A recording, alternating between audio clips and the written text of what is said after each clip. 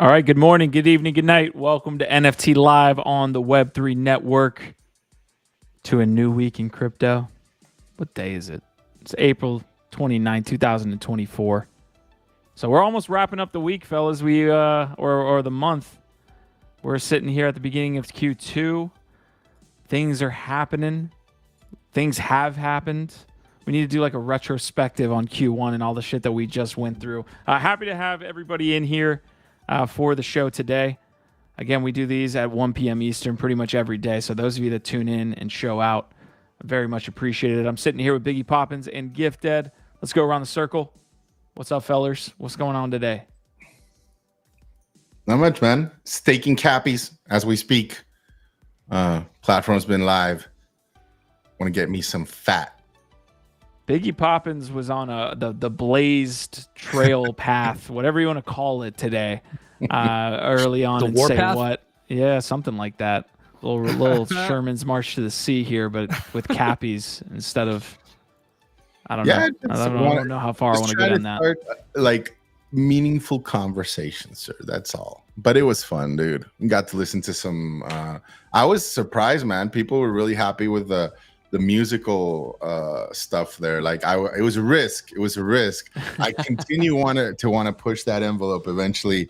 I wonder if I'll ever be able to play like blues music. I do love blues music, but it's a little more sorrowful. So maybe we'll have to wait for the bear for that. If you can get, dude, if you can successfully get away with playing Les Miserables musicals, then you can play the blues. You're out on the spectrum. Yeah, you're out way on the far path. Yeah. But look, Sacha Baron Cohen's the GOAT, so at least you chose that. But yeah, I came into the show feeling very strange because of that music.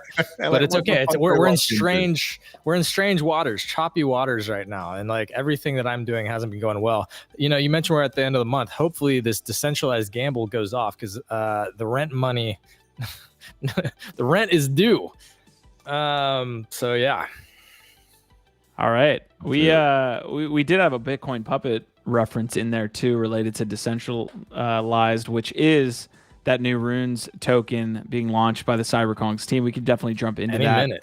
Any minute? Let's do it. It's happening today, and we don't have a time. So the way that they do it is it's like I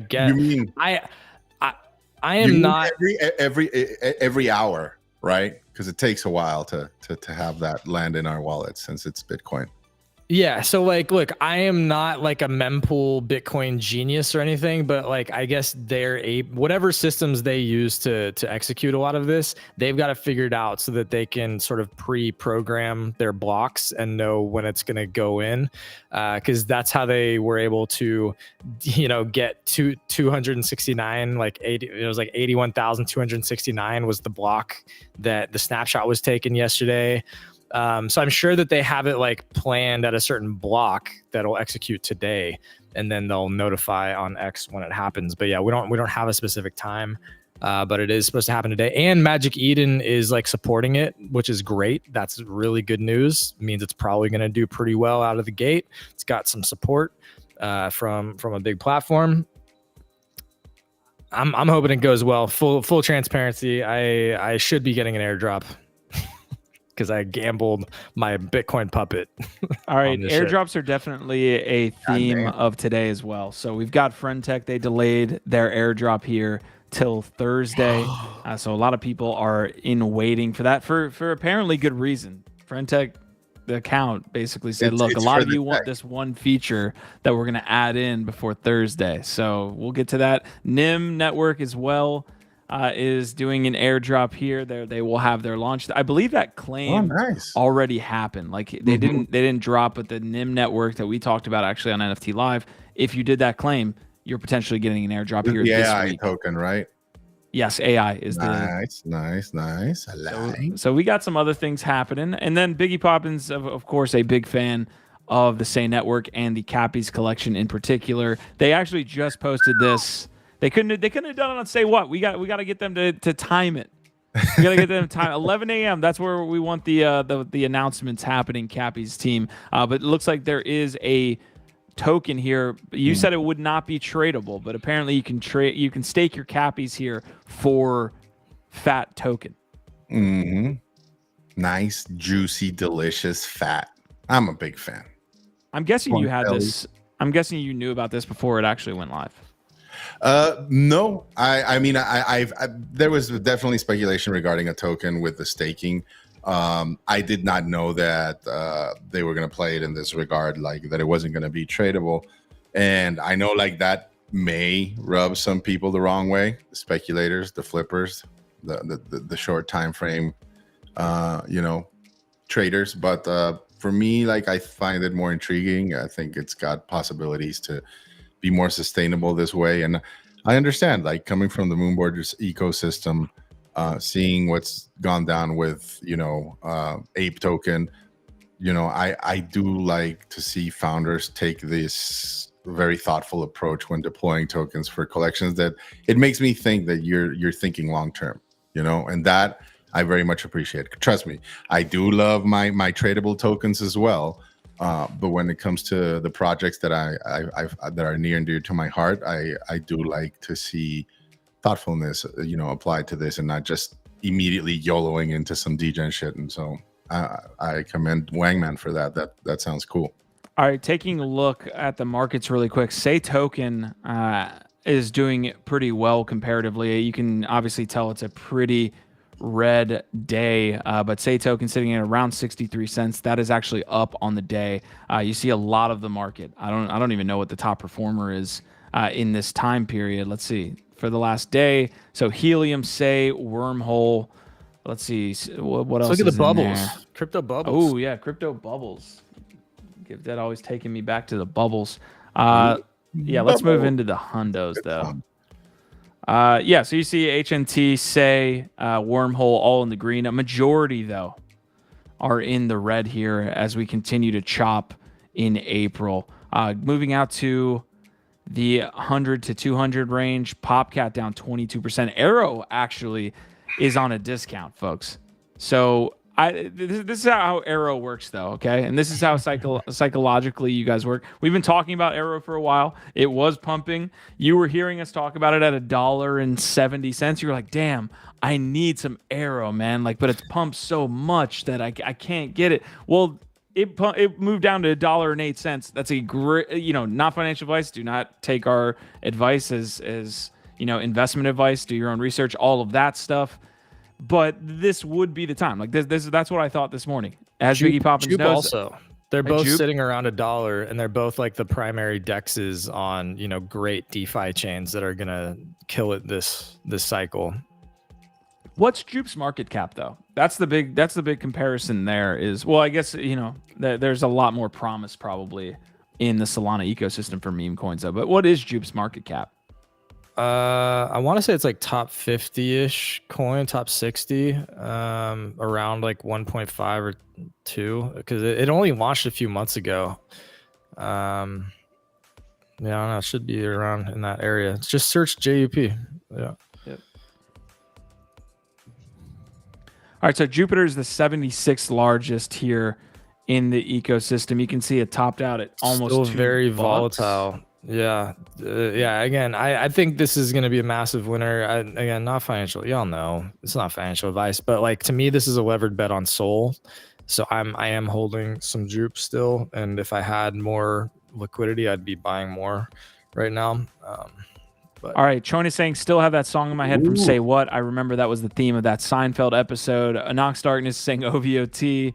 Lemon GF, nice to see you. Chris saying May is Moon token month this time. TGE on Wednesday. We'll take a look at that. Chris, welcome to NFT Live, by the way, too. GM. Nice to see you. Cats Fanatic saying OVOT fam. All right, we're just getting started here. It looks like the Eigenlayer check here for the airdrop just went live. So I'm actually going to check that out. Let me go over to X and see if I can't find the Eigenlayer post. It looks like it is geo-restricted. Let's see, April 24th. So no post here from Eigenlayer. Where do you see this one, Biggie Poppins? Discord. Okay, Discord. So they've yet to make a post on X, but it looks like there is a wallet checker for the Eigenlayer airdrop. That's one of the few. You got any thoughts here, Biggie?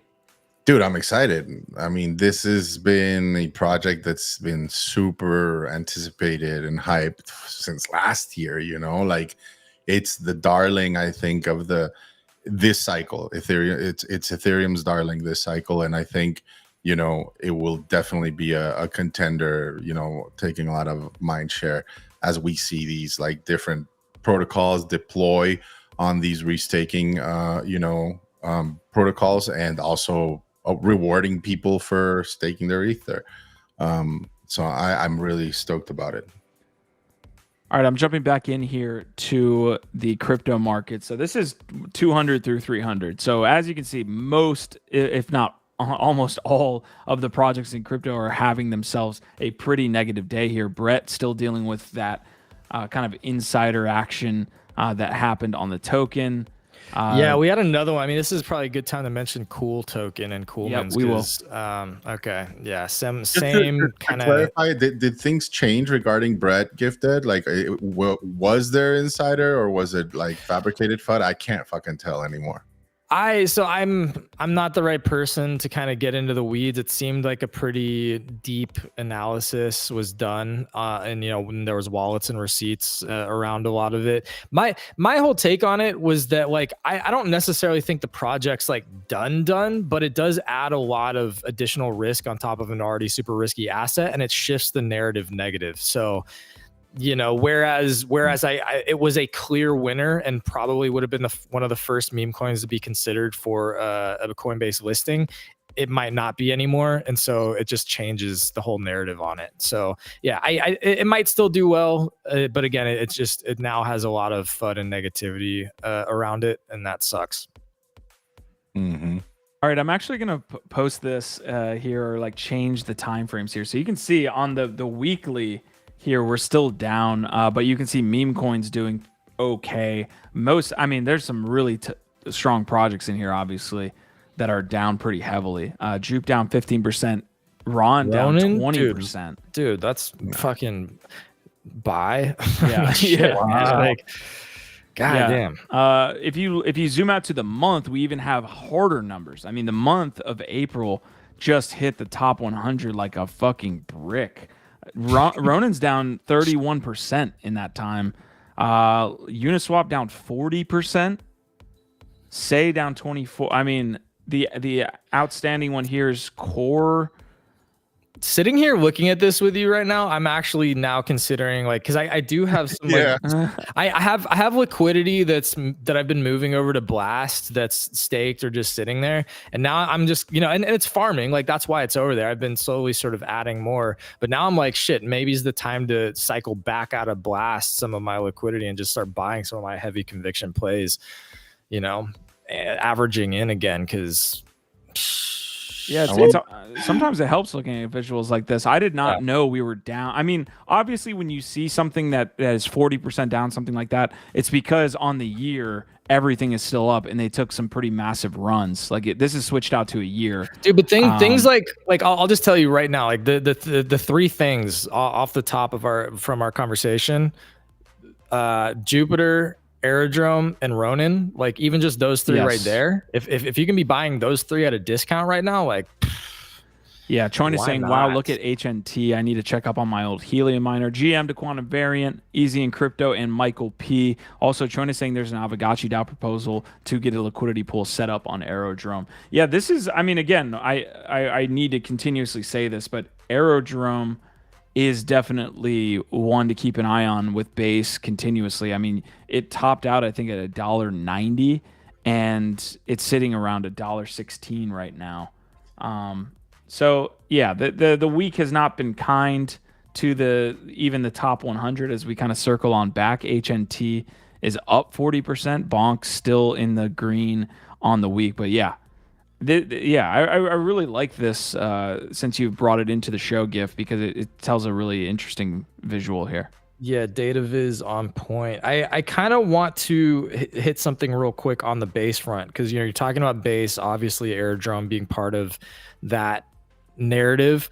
I've been talking about how it's becoming more and more clear that Coinbase effectively has a monopoly in the Western Hemisphere on the future of finance. They've achieved this because of a couple different things, not just a whole track record of 10 years of work to position themselves and build inroads into our government, et cetera, and, but also like FTX failing, a lot of their competition, the US fighting back Binance and basically kicking them out. It's like all these things coming together. But here's a post. I just want to hit this real quick from DC Investor. He said, in case it wasn't clear, Coinbase is going to massively push stable value transfers on Base via USDC this cycle. Remember, they're like a third ownership of Circle, right? It's like USDC. Mm-hmm. So, and they're going to try to grow it into something which could legit rival the legacy payment processors. All right, real quick, I'm going to reset your mic and we also have Earl Powell to add some context, but go ahead. Yeah, so what he's saying is like this is going to legit rival the legacy payment processors, and it will help provide crypto with a new set of productive use cases which are not oriented purely around speculation. So again, this is all just pointing to what we've kind of been talking about now for the better part of a year, like at least the last 3 to 6 months. Of Base is an obvious winner because of their positioning, because of what they can do that nobody else can do. Again, they've got like stable coins built in from the ground up. They're now and they've been entrusted with custodying a lot of like the ETF stuff. They're probably going to continue to be that because nobody else is big enough or trusted enough to be able to handle the volume of transactions and custody that much crypto. Like they're just so well positioned. And so anyway, what's the point? Apparently on chain summer is coming again. They're going to be pushing the shit out of this year. There's something that, I mean, there is definitely like a halo effect from companies that I noticed that took the correct route and got everything sanctioned, right? Like even with Coinbase, I think that's a huge bedrock of their defense, right? Where the SEC came after them after having actually agreed and sanctioned their operations, right? Like I also see that effect with stacks and like foreign entities like feeling comfortable investing in it because it took the legal regulation funding route, right? That like you have that to recline on if anything were to shit the fan. It's a strange kind of little thing that I've kind of picked up on, and I've been trying to look for more tokens or companies that have that took that route, because I do think push comes to shove, they just have a little extra oomph when it comes to resilience there. Yeah. Well, and then you've got companies like MetaMask that have been complying and sending 80,000 document requests over the last year, and they're still getting enforcement actions and SEC coming after them. Look, to try and like simplify what's happening right now with this big battle over the future of money and finance and controlling the system, I think what they're angling to try and do in the US is basically outlaw all decentralized wallets, like anything that's quote unquote non-custodial, which is just a wallet, just something that you own that's not an account with somebody else. Like, let's remember that. I think what they would like to do is basically make it impossible for you to exist out of their systems. So anytime that you're moving something out of the system onto your own hardware wallet or cold storage or any of that shit, or especially anything that can't be tracked, like they want to own fucking everything. The Coinbase discussion is a little much of a behemoth to get your kind of full head around, but yeah, Coinbase is going to be a huge winner. Was that the thesis that you're going with? Like, how has that changed over the course of the last 3 or 4 years, though, Giff? Sorry, how is that? How is the thesis of Coinbase being a huge player changed in the past year or two for you? Because it feels like that's the take. It's like, yeah, well, that I thought, So a couple big things have happened, right? I think they've won some additional lawsuits. FTX went out of business. They blew the fuck up. That was their primary competitor in the West, but there was a couple others I think that have kind of blown up that could have competed with them. Binance, which is really the biggest, they basically got effectively kicked out of the US. Like the US is trying to not allow Binance into the West at all. That's all pretty recent. And then the ETFs. There's a lot of big things that have happened in the last couple of years that have now pushed Coinbase from being sort of a scarier, riskier play to now the US's national security interests are aligned with Coinbase succeeding. This is the crazy jump that I've been making in my head, is that if you understand that there's a dichotomy between East and West, between China and the US, or China, Russia, that whole Eastern bloc versus US, UK, the Western bloc, in terms of national security interests, our position in the world, the fact that the US currently is the dominant financial system and force in the entire world, and then you understand that the entire future of finance is based upon tokenization and cryptocurrency, and that we have tied our interests to one of those horses. It is Coinbase versus Binance, East versus West. Then what you realize is that if Coinbase is now positioned as our greatest and best hope to be participating and leading in the future of finance, and that all of the ETFs, all of this institutional money is being custodied and all of their transactions are being secured through Coinbase, you very quickly get to a point that the realization is Coinbase's success is the US's success. If Coinbase fails, the West fails. Like, you're getting to that point. And that's the difference that's happened in the last year or two, is Coinbase went from this sort of like risky, crypto made it. Made it. Once crypto went big time, which is what happened post 21, and we started to see institutional, once they made it, then yes, the leading exchange is going to be, but I don't necessarily, it would be a huge black swan event for the industry, but we saw what happened with FTX. FTX was that.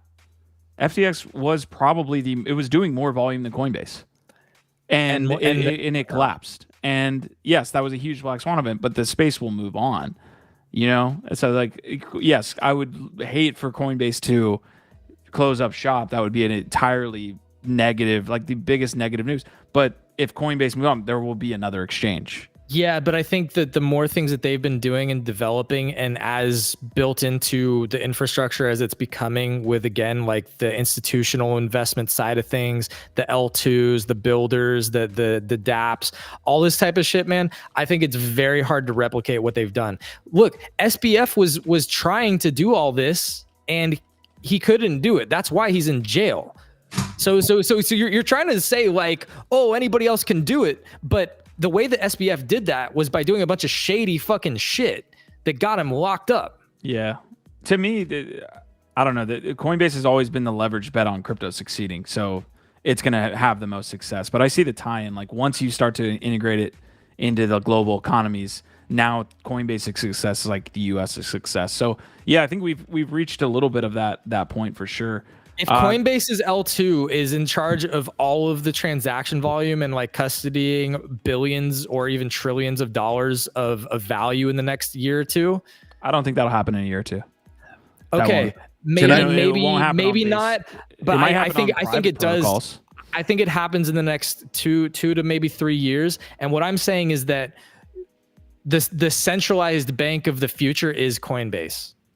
And that sucks in a way, but also like for people that are early into crypto, that's huge. This is like the biggest macro shift. Raoul Pal will keep saying it's the biggest macro opportunity of all time. Imagine if you could basically be a part owner in the central bank, like early on. It is the future central bank, and it is the bank that will be too big to fail. So I know that like you might think I'm stretching, but I'm just pointing you where all this is going, is that Coinbase has established itself in a way that nobody fucking else can. And it's not an easy. Just remember, if you win too much, the government's gonna attack you on unrealized gains and all kinds of other shit.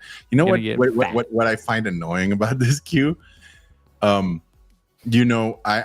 I actually saw and feared this in the last cycle, so much so that I actually like structured a company. I did the Act 20 and 22 thing, which is now Act 60 in Puerto Rico, to move over there before COVID and, tried to sidestep this bullshit that's been going on. And I kept that thing alive every year, you know, declaring zero. But you know how they are between the special accounting you need and everything. You spend money to keep that fucking thing alive for years. Shut it down last year. And I kind of regret it now. I'm all like, that time you're holding on to it. But that's life. I don't know what to say. I there's other alternatives, options. Honestly, like not too crazy about it because there are other alternatives. And as much as I do love Puerto Rico, I think quality of life wise, there's better options. You know, obviously taxation wise, it's very hard to beat a 0% capital gains. I'm very curious to see how Congress and the government are going to try to attack that behemoth, you know, but just seeing them try to overstep and weaponize their laws and their financial system is so bearish in my view, you know. And I honestly think very much like what you see in, you know, in certain chains when they don't perform, when you see too much fuckery around, like people go somewhere else. I'm curious to see if this is going to pick up this year and you're going to hear a lot more people telling you about moving to Puerto Rico and offering every bull market. You get that every bull market, everybody's trying to leave the country and all that stuff. I will say, like, it's this juxtaposition though of like Coinbase is getting bigger, we're moving into more centralized pieces, all this stuff, and yet like the tech will improve where there will be decentralized exchanges that function a lot like centralized exchanges, and people will get more used to it, and they will look more like apps. And you have Robinhood coming online, you have Stripe, like all of these withdrawing your taxes. Please provide, if you think this is too much, please provide documentation. Otherwise, right? Like that's true. There will be KYC issues. Yeah, man. It's I always find myself like, okay, but I like talking about more direct things. That I feel like talking about this stuff is almost like talking about politics to me. It's like, okay, great. Where does that leave us today? What should I do now? And so I just have a tough time with these combos because they don't lead anywhere. We're witnessing something special today in the chat, and I just need to call it out because we have our very own resident fudder, beloved Marty McFly. And there, you know, he's getting to meet Lemon, who is the Marty McFly of the idiots. Welcome, Lemon. And I just wanted to, I think you guys would get along swimmingly. I doubt you'll ever give each other's address or phone number, but I really want to encourage this friendship and see what kind of tinfoil shenanigans spring out of it. Welcome. Love to see it. We love you. Yeah. There's one comment. There's actually two here that I want to definitely get to. Let's see. One of them is Binance has been kicked out of the most European countries. Can't sign up for a new account. Yeah, Binance US failed pretty quickly. Coinbase is USA's #1 horse. That's the part that I'm just like, yeah, it's been that way for a long time. I don't know what's new about that. And being prioritized as long as they play ball with the SEC has always still been the case from the very beginning. I think the fact that there's literally a monopoly that no other competitors at this important juncture where institutional money is coming in and has to have a trusted custodian is incredibly crazy positioning and timing. So it's like you can sort of mid curve and be like, oh, it's always been there. But there's other custody providers. Like custody happens, like that's a whole business and sector in and of itself. Is there anybody as big and as trusted as Coinbase that's able to handle what they're doing, that has their own chain, their own L2? Like, I don't know. I don't know if they need the L2. Why do they need? Yeah. All I'm pointing to is that if there was an FTX and like 2 or 3 other massive exchanges that were competing at this time when all this institutional money is coming in and looking for who's going to be our service provider, it would be a very different scenario than what I'm seeing, which is like what happens with monopolies and most tech sectors is like winner gets most, right? That's what a monopoly is. That's why you have the Mag 7, which is fucking like Netflix and Google and Apple and all these giant fucking companies because they achieved some level of monopoly within a massive network effect tech sector. That's what's happening with Coinbase. So again, like maybe it's slow moving or it's not obvious right now, but I'm my bet, my thesis is that in the next couple of years, Coinbase is going to be like a Google, like an Apple. It's going to be a multi-trillion-dollar market cap because it's basically the central bank of the fucking future. That's my thesis. We'll see how that ages in 5 years. I would also like to just add some potential solutions you might be thinking of, since we are in a bull market, and hopefully all of you make some money and some gains and deploy that to better your lifestyle and your loved ones. One thing that I would encourage all of you to look into is potentially getting a second or third passport. You know, by heritage, there's a lot of ways to do it. It doesn't cost too much money. Sucks that we got to go there. More time consuming, but you know, if you've got Irish, German, right, what have you, you know, Italian heritage, there are ways to prove your lineage and tie it back to your ancestors and claim your passport.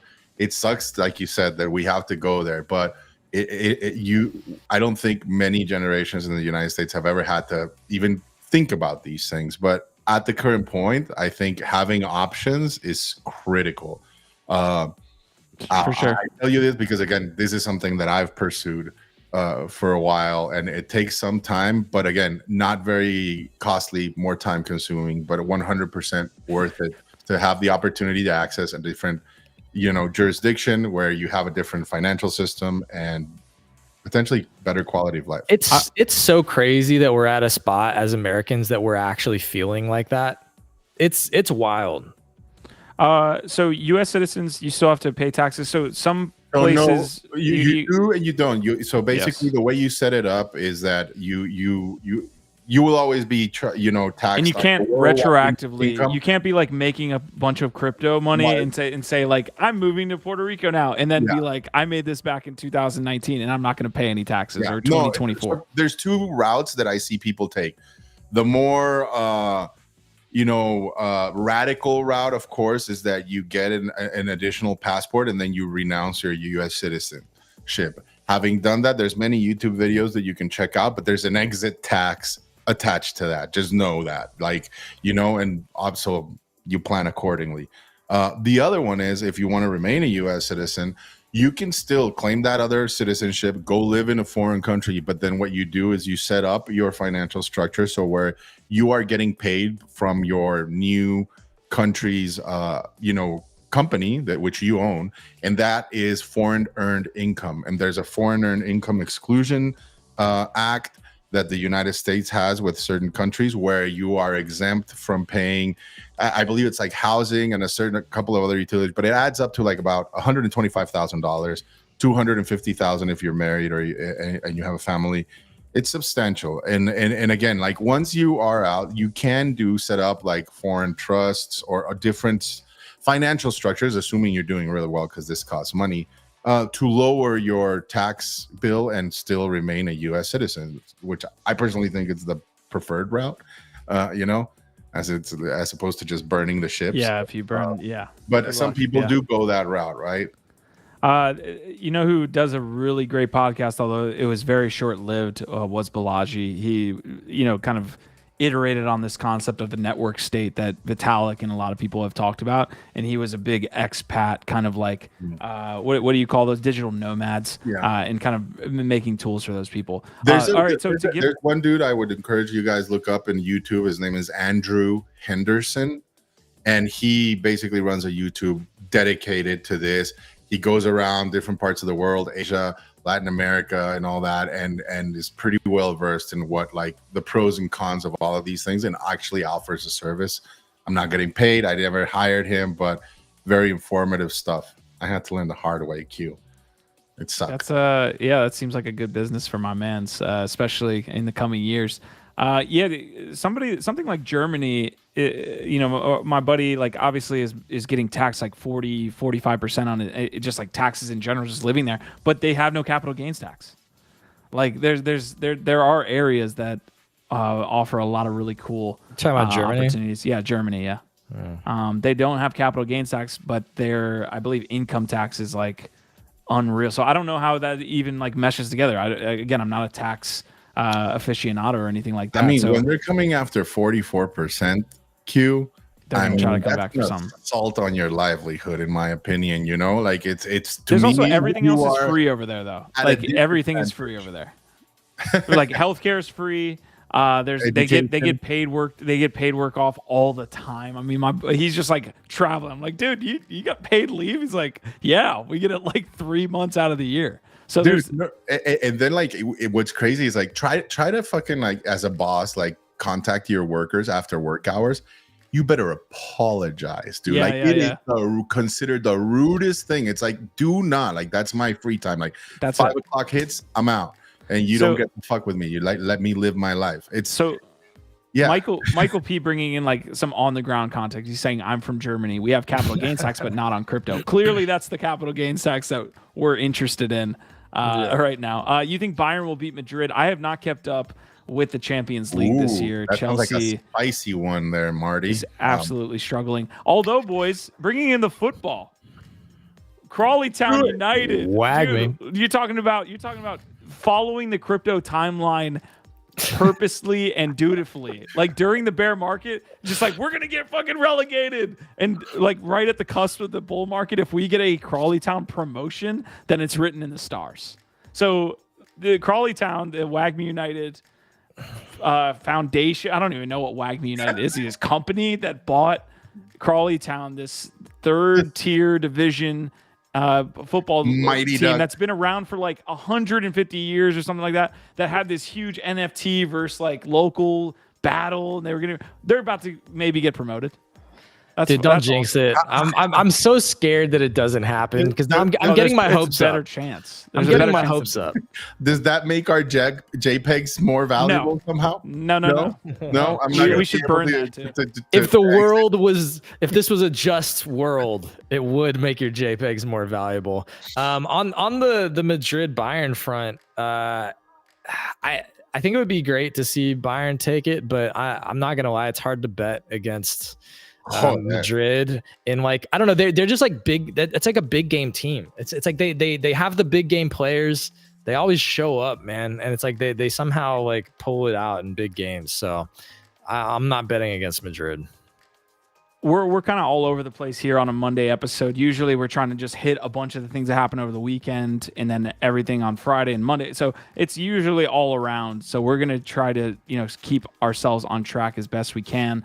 If you're here on YouTube or on X, we'd appreciate it if you just like, repost, or do anything you can to support what we've got going on. So thank you guys for, again, tuning in. Almost 200 of you at this point. Eigenlayer put out their Eigenlayer Foundation, Eigen Token, and Season 1 stake drop. All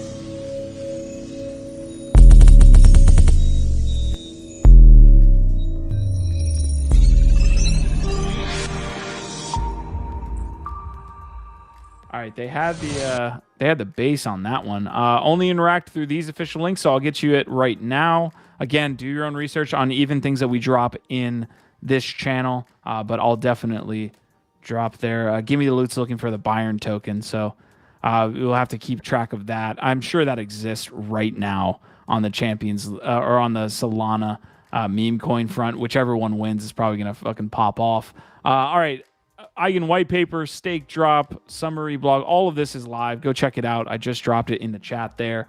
So folks that have been staking Eigenlayer, congratulations.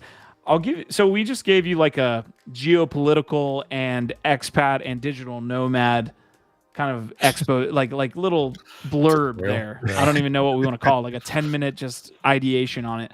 Icy Gaming, want to give him a shout out. He was actually calling us out positively like a month ago. He was saying like, you guys offer a lot of cool alpha and have been around for a long time. I think we were talking a little bit of GameFi at that point and some other things. But he was saying good alpha from Polo here. I've had announcement sections in my server for all the projects I follow. Check this out. If your Discord is overflowing with announcements, here's a very simple way to fix it. Look at what this guy's doing. He creates in his own server channels named after the projects you're in. Follow the announcements channel from that project server, and then you have your own personal server that gives you all the updates from your the comforts of your own home, basically. Yeah. So this is a really, really cool little hack here that I think was great. Come true. Wait, like, so you set up your own server and then you just go and pick the channels from the other projects Discord servers that you actually want to hear. You can track If announcements. Yeah, if you track announcements, you can basically I knew there's this like was a a thing. follow.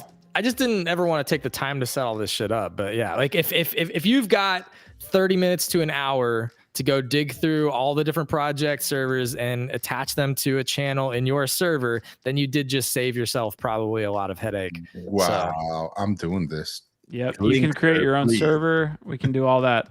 Yeah, so if you go to the announcements channel in any of your Discords, Biggie, there's a follow that can tie it back into your own server. So good luck on that. That to me, that's gigantic. I've missed so many things, especially the on-chain dinos, who apparently just think everybody lives in the Discord, sir.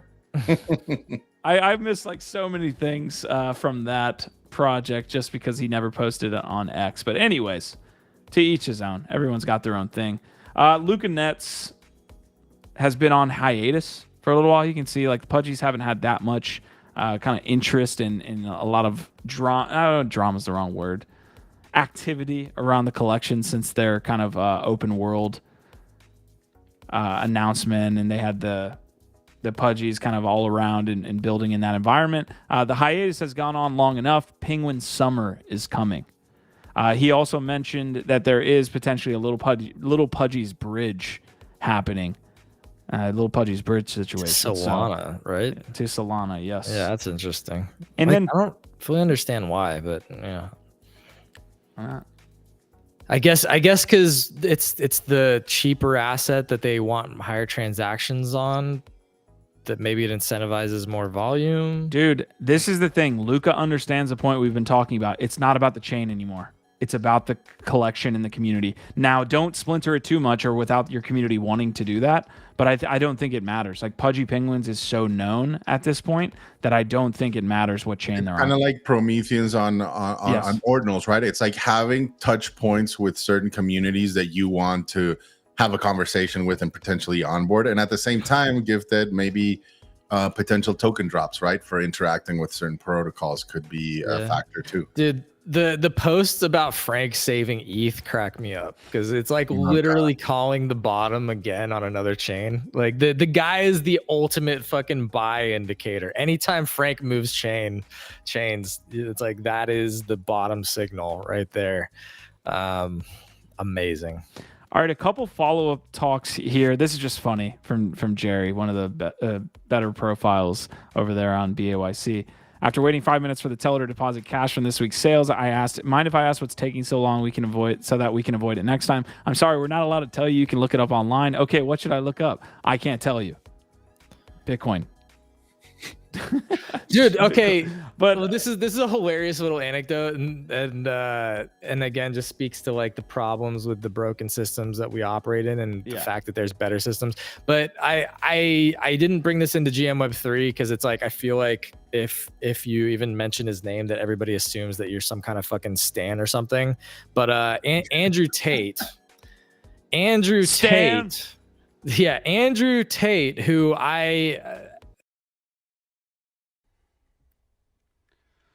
do it.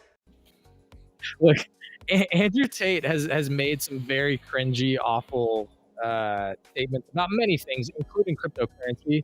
He's said some really dumb, fucking fuddy things about crypto in the past, and now he's out saying that Bitcoin is the only option. The dollar's fucked, and according to Andrew Tate now, who gives a shit what that guy thinks? Is the only option. I care about is laggard, bro. So that dude should fight Jake Paul.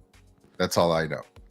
I can always appreciate a dude who's on who obviously like knows how to make his way in the world, and like he's obviously a successful dude, whatever. But like I really don't care about your takes on crypto. Like you're a laggard at that point. I'm pointing it out because he was the most Googled man on earth for like a year, and when he's tweeting about it, it does mean something to some people. So unfortunately, I pay attention because there's a whole bunch of young people, young dudes especially, that do That's pay their role attention. model. All right, I can't. So Gifted can do that, but I can't bring up Beanie takes for the same reason. A lot of people follow Beanie. They want to hear his takes, so I got to follow. I got to bring it up. Beanie's takes are all bad. Okay, all right, guys. Wrapping a bow on that conversation around like Bitcoin, Coinbase, all that stuff. Be prepared for this. Hold on, before I even show it, be prepared. Like, take your whiff, your hit of hopium. Just come on, Big Bob. Just all of it, because Raoul Powell is gonna take you on a bull market's dream here. Like, you are gonna be, after this, you're just gonna be high on hopium and dreams. Go ahead, take it away, sir. Me? Yeah, I mean, if you don't want to, I got it. The pause that refreshes, he's giving different, looks like support levels here and some trend lines for Bitcoin. He's doing it for ETH. Let's see, the pause that refreshes. Hop in whenever, Biggie. Yeah, no. He gives a little more context after showing you all these charts, right? Like we were talking about in this morning. I think he's a little less bullish on the possibility of shit going down. Yeah, no shit. This is the chart you want to be paying attention to. He's basically looking at every previous cycle. This is where we're at, folks. He calls it the banana zone. Yes, this is part of his whole thesis, and so this is what everybody's expecting that we're getting close to. And so if you look at the charts, it does look like we're in that weird sideways action before the real pump begins. That's what I'm banking on. I mean, shit, 300,000 Bitcoin. Are you seeing that? Oh, I saw it. I don't know that it shoots up that high. That's the question, right? But like, it's gonna shoot up somewhere. That is the question. That is literally the question I'm asking you. Do you see 300,000? Yeah. Mm-hmm. Oh, do I think? I think that that's where this chart is topping off at. That's where the comparison. I think that in 2025, it's possible that it wicks out up there and then retraces. But this year, no. This year, I think it shoots up above 100K probably, and then rests somewhere around 100K or a little bit below at the end of the year. And then in 2025, we continue more bullish momentum and shit gets crazier. And then maybe it could wick up that high at one point. All right, I'm going to bring in some more roll for you guys. Hopefully you're feeling it right now. I can already feel the adrenaline running through your veins. Also, it is funny that he said wick, right? Because Gifted mentioned something very important. Whenever you bring up BAYC, whenever you bring up ETH, BTC, all this stuff, they're like, Bitcoin got to this? And like, you think about it, it's like, that wasn't a sustained level. It happened for like 2 days. This is what I hate about a lot of BAYC was above 100 ETH for like a calendar month, maybe, but like it's always thrown out as like 150. Yeah, this is what I hate about most TA is that it always looks at the top wicks where things just like shoot up to and then don't really exist there at all, but it always registers that as like that's the all-time high. It's like that was just a mirage. That wasn't even a real thing. That was just like whoop, and then it settled at the real price. Yeah, it just like goes whoop, and then it settles at a real price that's usually like 20% below that or 30% below it. And yet for some reason, in like almost all TA, we're constantly looking at the tops of those wicks. It's bad math. It is degen. Yeah, somebody said Raoul Powell's the ultimate dream merchant. Give me the loot. It's like, yeah, that's basically what it is. But like that doesn't mean that like it doesn't get within a certain range of these numbers. It's just it's not going to sustain any sort of meaningful time at that tippy top. Yeah.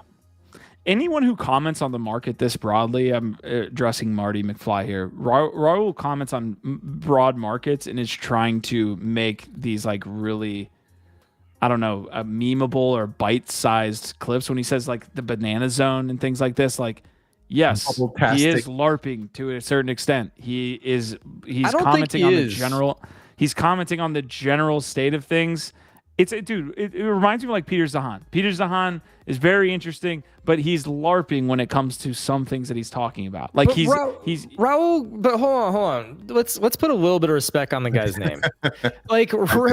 Raoul Powell is not some guy that discovered Bitcoin a year ago. No, and then started like talking about NFTs. Every single take that he has is like this like gift to God. But But he is a very successful economist who's been studying this shit for like the better part of a decade. Like he's got multiple different publications that he's consistently writing about crypto. Like he's been doing this for the better part of a decade, specifically on crypto, and he's got like 20 to 30 years of experience in macroeconomics. And he's been buying CryptoPunks, Marty. He's been buying high-end NFTs for the last couple years. He didn't just discover this shit and is pretending like he knows what it is. Yeah, it's the same thing with Peter. Like I agree with Lemon here. Raul seems fun to watch in bits. Like yes, there are definite areas where they have expertise, but to comment this broadly on things and think he's right about all of this stuff just because that experience is to me not it's his first cycle. I don't know. It's not his first cycle. Right. Like that doesn't. No, I'm not saying he's right all the time. That's not what I'm saying. But that's what most people. This is the whole idea behind the LARPing, right? Is because people believe that shit like it's gospel, and it's like, dude, it's unfortunate, right? Because really, what you should be doing is following other people, additional people with contrary takes, with different approaches at like looking at technical analysis or the fundamentals or what have you, and trying to ingest all of that and come out with your own thesis, right? And like that's what I usually try to do, right? Like I look at Raul, I look at Santiago. There's a lot of people out there, Jordi, that I like very much, that I think are very serious traders and investors out there. And out of all the takes, then I try to formulate some, like I tried to find the midpoint where to me it's like, okay, this I think is doable based on all these other people's takes and like what I kind of agree on, right? Like, unfortunately, like you said, yes, I do think some people follow one or two people that maybe fit the narrative that they want, right? Or that preach the numbers that they're looking for and say, yes, this is it. And that's how you get wrecked.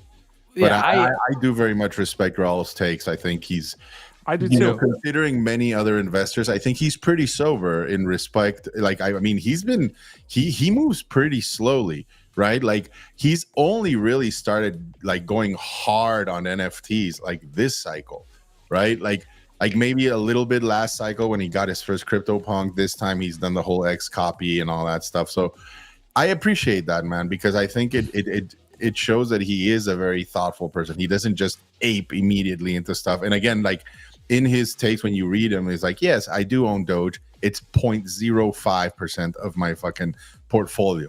That's another problem, right? Like, people don't understand how he's allocating that capital. And like, he's pretty fucking conservative, actually. The thing that makes me the most worried about how bullish Raul is that I don't see him talking enough about the regulatory uncertainty, because to me, the biggest potential there's other black swans, but I mean the biggest sort of other FUD or problems that we're facing right now is that the SEC and the US is actively trying to slow this down and stop this, and are starting to stick more and more sticks and things into the wheels of crypto's momentum and progress right now.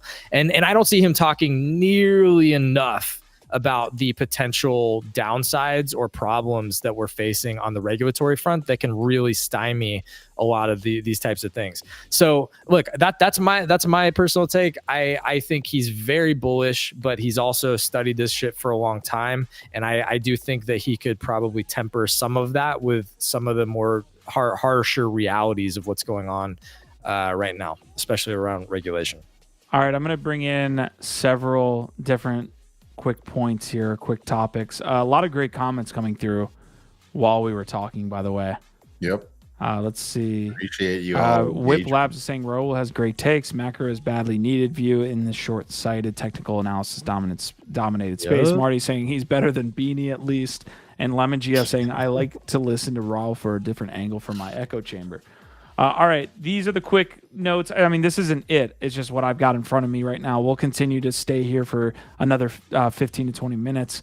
Azuki, the first episode here is within the next day, folks. So join us live in 24 hours for the release of Enter the Garden, The Waiting Man, starting on April 30th on YouTube. This is the first step in our journey to build a Web3 IP. So if you want to support, as much as Azuki is very...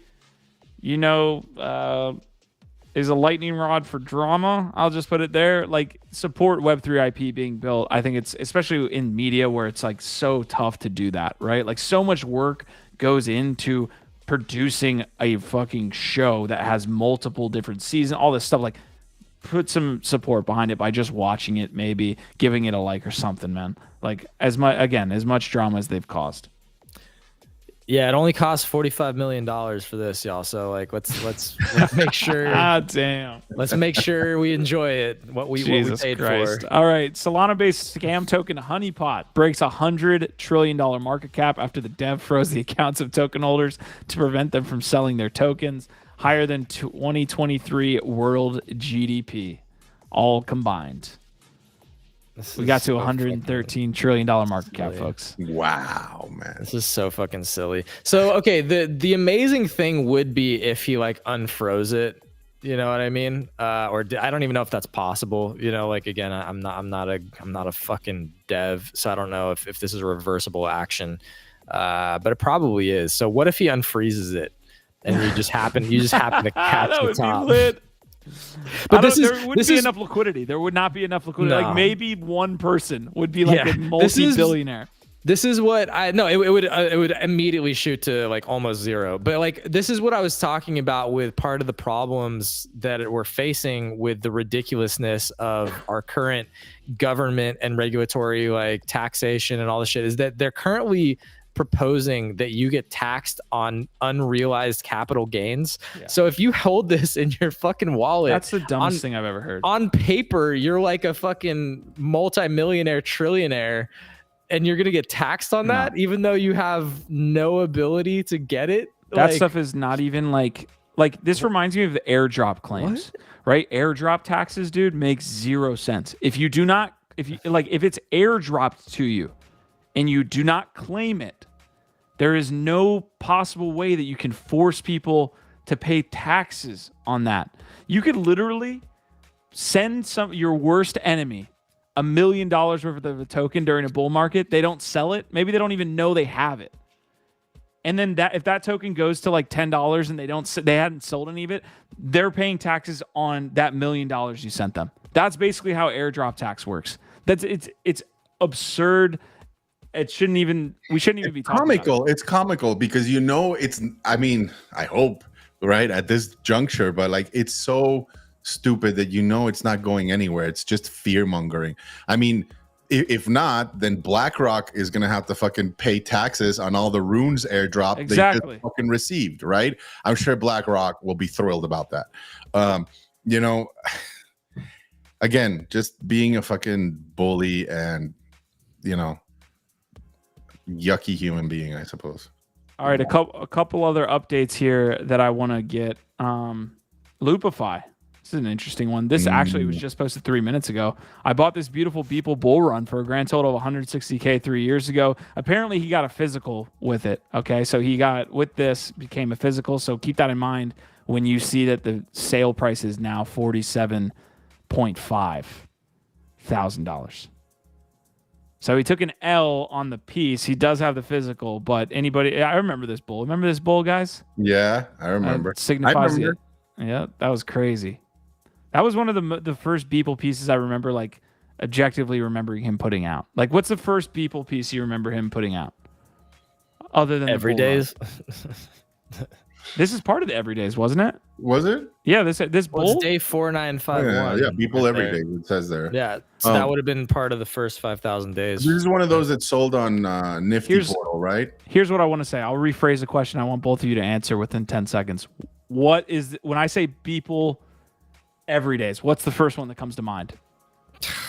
Dude, it's he did a really cool one with Mario Brothers and like the fucking plant that I didn't hear an answer. He's done some great ones with memes. Don't stall. That I think are funny, and then the Nakamigos one always comes to mind. Nakas, okay. Yeah, Nakas, but like some of the meme ones. The Elon ones are hilarious. Like the Elon ones are great. The Elon Doge. The FTX with Sam Bankman-Fried is the one that comes to my mind. It sucks. That's disturbing. Yeah. No, Wasn't there one of him like jerking into Caroline's photo or something in prison? I just remember the doggy style one. That was the one I remember. Oh, God. Easy, your B20, just like, yeah, I have some B20 myself. At least we still have the Crypto Voxels museum we can go check out, right? All right, Marty's asking, what do you guys think about the ape pump that subsided was about? Just thought it was the bottom. So we covered this last week, and I'll bring in some context here. Bored Ape Floor is sitting at 13.5 now. So I don't know where. Well, let's see where it topped out at. 17.5. It looks like 17.5, around that 18 mark. That was the mirage. I think we were on the show saying like, yeah, this is like, you can roll back the receipts. I don't think we were like, this is it. We're rolling off. Like the meme was, let's fucking go to Valhalla. The real take was, okay, first of all, I was asking for the data around how many Bored Apes are held by traders on Blur. That was the big FUD on why we couldn't go forward. I still haven't had that data. And without me seeing that, I won't believe that any of this is going to be like sustained up and to the right. But I do like at least that we bounced off 10 or 11, and it seemed to have bounced on sentiment because Garga's doing a workman's job here with trimming a little bit of the fat. As much as I hate to see people lose their job, like the success of the project, it needed to happen. So, and don't be surprised to see some sort of movement, maybe not directly in the apes, but maybe in the Moonbirds, because I know they're addressing the Moonbirds today in the town hall. So you might see again a little bit of movement. Yep, crossing my fingers. All right, biggest news that I woke up to today that these guys love to give me shit for. I like right when I said this, Biggie Pop was like, "Here it comes, good luck." But here it is. Friend Tech saying that they have postponed the friend airdrop. They said many of you have requested a way to share your friend airdrop with key holders when you claim. We think this is a great idea. We'll need some time to make this happen. We know waiting sucks, and we appreciate your patience. In the meantime, we've created a digital edition of our V2 launch week poster. You can claim it on Zora. Please replace the word share with dump, sir. Dump. What the word you were looking for there. Yeah. Let's see how that plays out. You know, I hope my dear friends do well, maybe recoup some and everything. But I'm ready to drive a stake into Friend Tech and move on to greener pastures like Favor and, you know, Farcaster, like Dracula, like the actual you know, social apps that are being adopted and used, as opposed to this flash in the pan, hopium filled anime posting bullshit fucking ads. Biggie flooding the shit out of your bags. Let's see. Great K-pop posting MFers. Yeah, seriously, come on now. But yeah, it'll be good. You can roll that Friend Tech token right into DGen and actually do well. So liquidity events happening. NIM Network as well with another airdrop. So literally all of these projects waited till this week. Apparently they said we're going to do it all at once. So NIM, let's keep track of this. Eigenlayer happened. We just talked about that. NIM Network, the AI token, Friend Tech token, Friend token, and then there's another one. There's one more that I'm missing. Fat Somebody token. Another one. Cappy's fat. Yeah, and there's Katana also that has yet Camino. There's Camino. Yeah, there's good stuff out. Hey, you know which one we haven't heard of, which is a fucking hilarious? Frame. Remember, everybody was anticipating the Frame token, and then all of a sudden, like it paused. It just went radio silent. Say it. What happened to Portal Coin? Why does Portal Coin do this fucking thing where it's like, woo! Everybody's talking about it, then it dies. Have you heard about Portal Coin in like the last month? No. Like it's just, I mean, maybe just for the allocation for that Pokemon Contender Somo, right? To get in on that private deal. And yeah, we'll see. It's story is all this time, man. There's a lot of shady things. I mean, we didn't even really talk about Coolman's. I'm pretty bummed out about Coolman's universe and the amount of FUD and negativity and weirdness around that one. Was it? Friend Tech is just trolling out in the open now. Again, It's 2 minutes ago. They have nothing better to do than post this. Yeah, we can talk on the Coolman stuff. Parallel. They're literally joking about farming other tokens. I know. Yeah, I know. it's pretty cringe. Like to get our little parallel update. Looks like Planetfall, which is the second series basically in their the trading card game, is going live. So, Gift, do you have Planetfall cards? No, you didn't buy into that. Okay, I didn't. I bought a bunch before then, and then I thought about buying Planetfall, and then I haven't been playing as much. But I love watching their videos and seeing their art and their IP. I want to play more. This game is gonna make it, fam. It looks so good. The world is dope. The factions are dope. The narrative is cool, and the gameplay is actually good. The token's been killing it. It's the full fucking package. I agree. Two more tokens that are about to release also. IONET, I believe, will have its token distribution soon. I would suggest, again, NFA DYOR people, but I'd keep an eye out for that token. And Morph, another AI token, I think, is claimable May 8th. Fair launch. I'm going to be looking at that token a lot as well. I think those two have potential to really do well during the AI meta.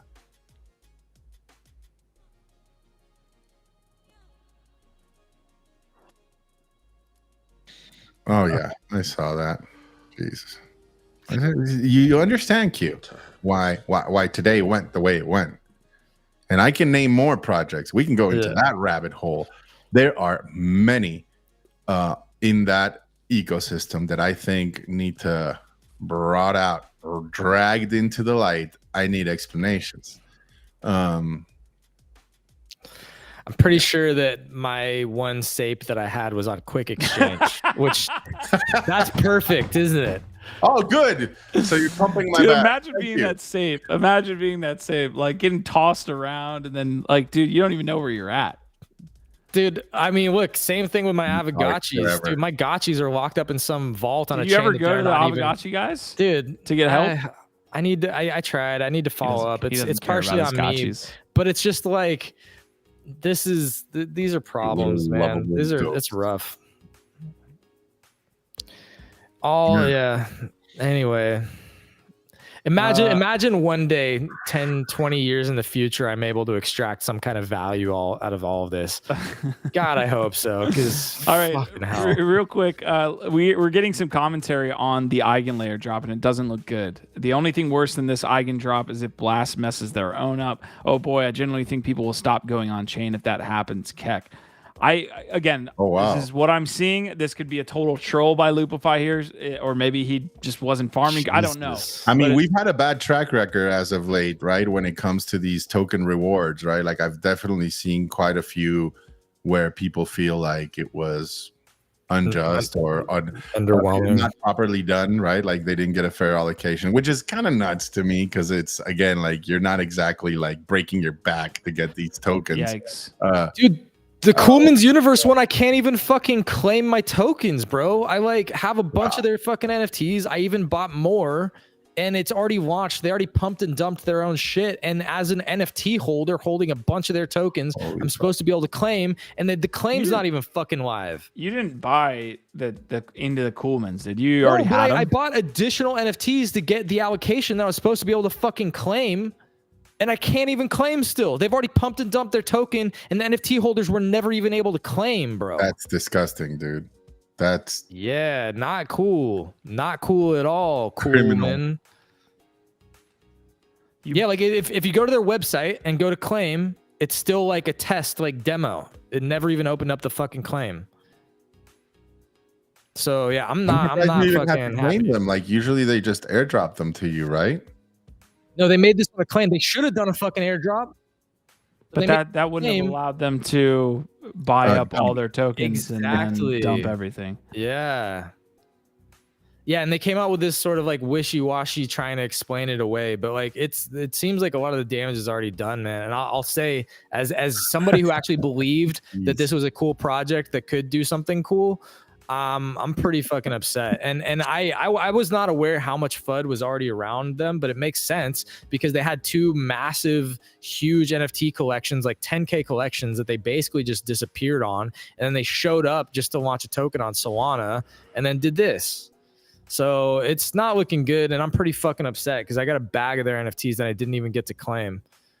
But those were NFTs that you held before you, or all of them? I had recently? Several, and I bought more because I wanted to get the claim.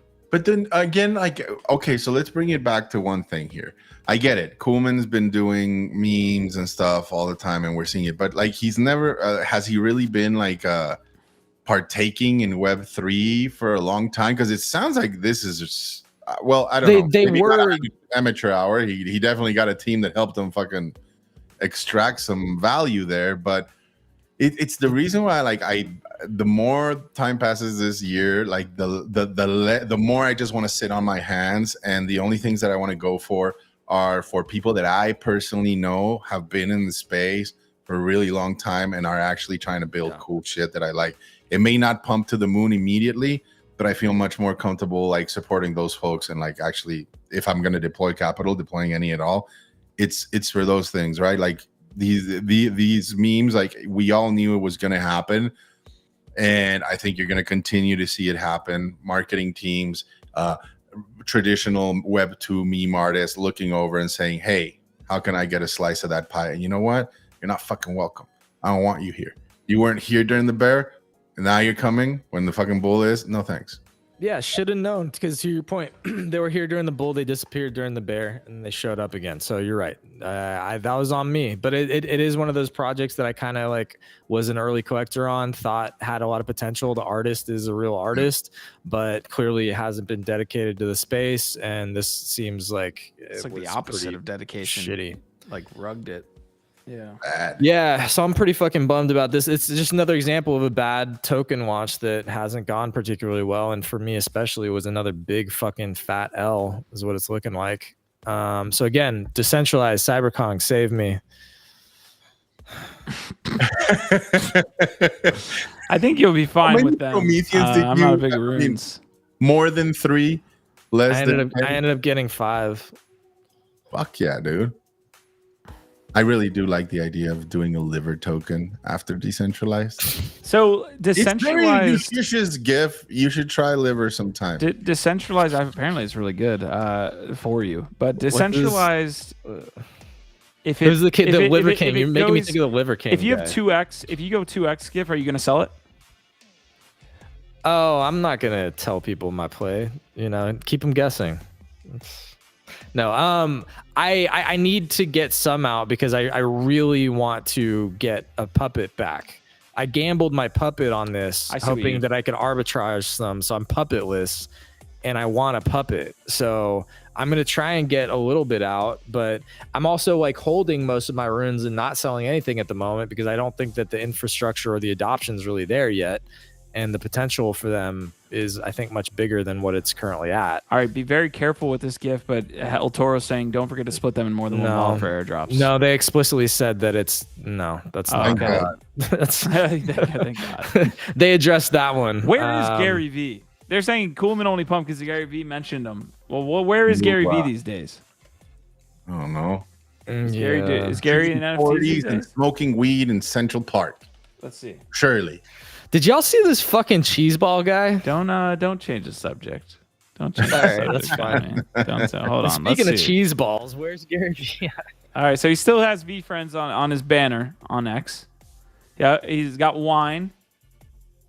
Talking the Knicks. I see. Okay, V friends Treasure Chest was retweeted on the 28th. He's still pretty fucking active. It's just like, what is it actually?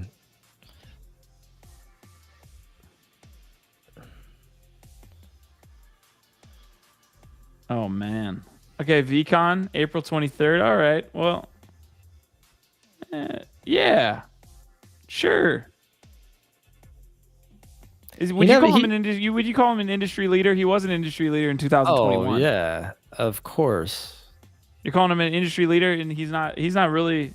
Is he? I think he's definitely taken some steps back. I still think he's a leader, but he's not nearly Industry as leader. fucking. Yeah, like Luka's an industry leader. I'll throw it out there. Luka. Let's see, who's another guy? I think he's taken some steps back. I think something that was very smart of him was to set an expiration date for his NFTs. And I think maybe after watching things play out throughout these years and seeing how other maybe friends of his, entrepreneurs enter and exit the space like running, maybe he's thinking, yeah, let's just fulfill the promises I made and continue selling fucking wine or whatever, But it was smart of him. And I think more people should do that. Be very clear about what you're promising in this space. Set the expectations properly up front. And that's why it's like, no matter what, you can't call him like any sort of like rugger. He did more for the space than almost anybody. He just, I do think he's taken some steps back, and he's probably reassessing, to Biggie's point, like what does he want to do in the future with any of this? I think he's still trying to make the cards a thing. I don't know, like the VeeFriends IP has not struck me as a particularly strong IP, and I don't know how successful any of the attempts that he's had at distributing it have been, other than his own events. Which again, the VCon events have been seminal, some of the greatest conferences this whole space has ever seen.